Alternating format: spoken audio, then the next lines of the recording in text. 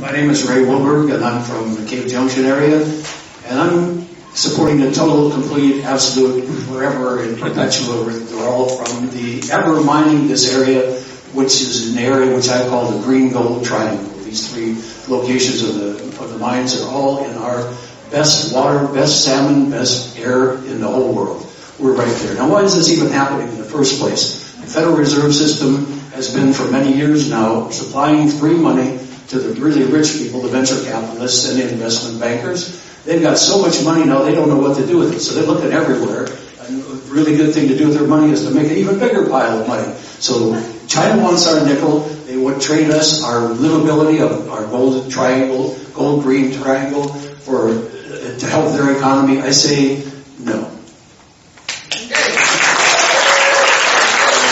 I just want to point out a couple of highlights of my job.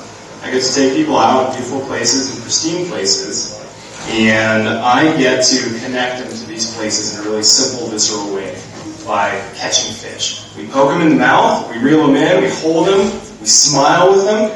Sometimes we keep them, a lot of times we release them. And I know that if I do that today, tomorrow, next week, next month, next year, in 10 years, I can keep doing it, and I can make a living doing that. I just wanted to acknowledge the absurdity of that we're here tonight talking about this, and the absurdity of these strip mining proposals, and the absurdity of the 1872 Mining Act. I support the 20-year withdrawal and permanent withdrawal. I think the 1872 Mining Act is archaic and needs to be amended, but if the only way we can protect these wild streams right now is the withdrawal, then I think we should do that. I want to let you know that the coast is here to support you. I heard last night there was as many as 300 people at that meeting. So I'm very inspired to see the coast and the valley working together on this issue. I think it's amazing. We cannot jeopardize a growing travel and tourism industry. This is an existing industry with jobs that cannot be exported. We cannot risk this for a potentially new industry that has catastrophic effects on our environment. The Native Fish Society is an Oregon-based conservation nonprofit, and we advocate for wild native fish and the rivers. I'm here tonight speaking on behalf of our 3,000 members and supporters and our 80 watershed-based river stewards who are in Idaho, Oregon, Washington, and California. Recently, the Department of Forestry have been running radio campaigns encouraging families to experience the outdoors, including seeing the redwoods. Let's push this. This push is wonderful, but we have to protect our resources now and not later. It's scary if we can't protect what we have left.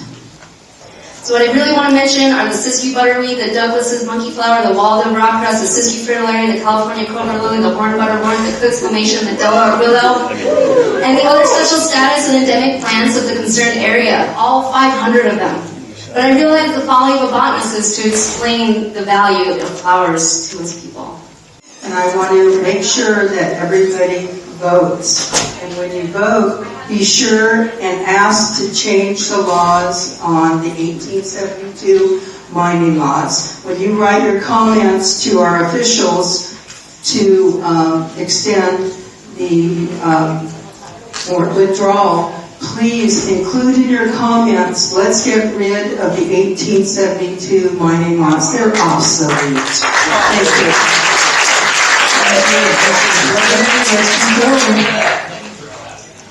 My name is Ron Cole from Delaware County.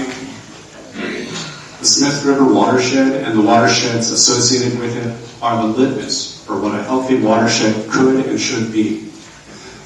When AmeriCorps sent me to Crescent City to begin my environmental education stint, I had no idea what I was getting myself into. I was blown away. And to share the skills, the leadership skills, the team building skills, the community activism skills, I started a summer camp, Gateway Education.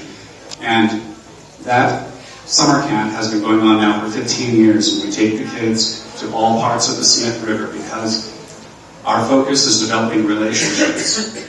We develop relationships with the water, with each other, with food, everything. Everything that is good about life is based on your relationships and how you manage them. We have a world-class watershed that is an example of perfect maintenance and stewardship.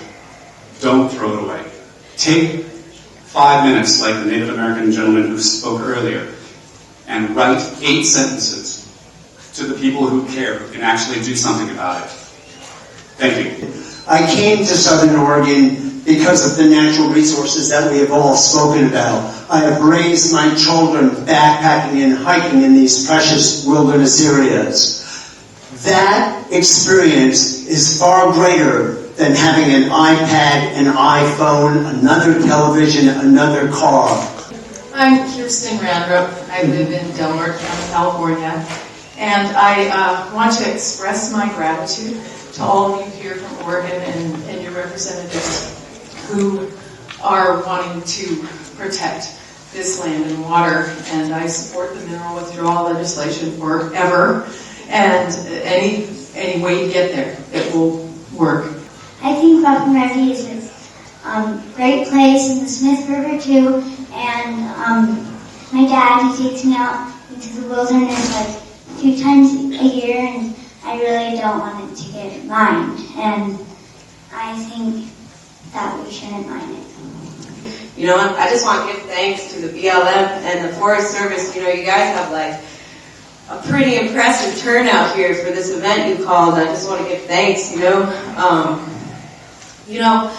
We should listen to our kids, you know. I'm grateful for my daughter, Jade. She came up and she spoke from her heart. That's what I'm trying to do right now, Aiden. This forest and this healthy water that we live around is so important, you know. Out in the East Coast, like so many people have been saying, it's really polluted, and people are losing their way because they don't have the nature, they don't have the earth. They can't go back to it. So after I graduated from law school, I continued my family's legacy of conservation, and I opened a grassroots conservation nonprofit based in Brookings, Oregon called Wild and Scenic Rivers, where we're working to protect the rivers of Southern Oregon and Northern California from development. And I'm here on behalf of my family and my organization to support the temporary mineral withdrawal that the BLM is proposing, and to support the Greater Southwestern Oregon Watershed Salmon and Protection Act. If we stopped making cars, refrigerators, phones, all this stuff today, we have enough stuff. I think everybody has stuff they don't need. So if we start recycling and do nothing, not produce any new crap stuff, whatever you call it, we're going to be fine. How is this even coming up? I mean, and I understand about the 1872 mining law and all that stuff. But, you know, if this goes through, it's going to look like riddle. And, you know, you can say, well, you know, there's better technology, there's more safeguards, we're going to restore it. Yeah, I don't think so. I mean, I think we all know that's not going to happen. So, I'm for withdraw it now, withdraw it forever. Thank you. My name is Sunrise Ocean, and I live in O'Brien. The Smith River and the Illinois River are kind of arms that embrace me and my family, and I would be devastated if anything ever became polluted and so toxic that we couldn't experience the beauty of it. And the rivers we have here are absolutely the best. This is the best collection of rivers, not just in our region, but in our 2 states and on the West Coast and throughout our country. So if protection makes any sense for rivers in our country, it makes sense here. I'm remembering that it used to be legal for someone of my skin color to own another person. It used to be legal for my husband to rape me. It used to be legal for us to murder the original people of this place. Times change, people change, and laws change. So people, I think it's time we change these laws. I'd like to speak for the salmon. The salmon that are currently residing in the trunk of my car. Because this morning, I was fortunate enough to actually go fishing with a sport fishing guide on the Road River. We caught 4 Chinook salmon, 4 steelhead. On the way up there, we saw over 100 boats in the estuary, and that was by about 6 a.m. Thankfully, we didn't see too many people where we were fishing. But it represents a real economic engine, not just for Oregon, but for the communities around here. The economic feasibility of this is questionable to start out with. But what's not taken into account is the fact that The largest earthquake in Oregon history happened right there where the Cleopatra mine is. There was another earthquake more recently in Agnes that illustrates that earthquake activity is very active out there. People are going to be impacted by it. Clean Rivers support our tourism industry. Look in the phone book. People out here in the businesses on Main Street depend on tourism and quality of life. That's where our future is.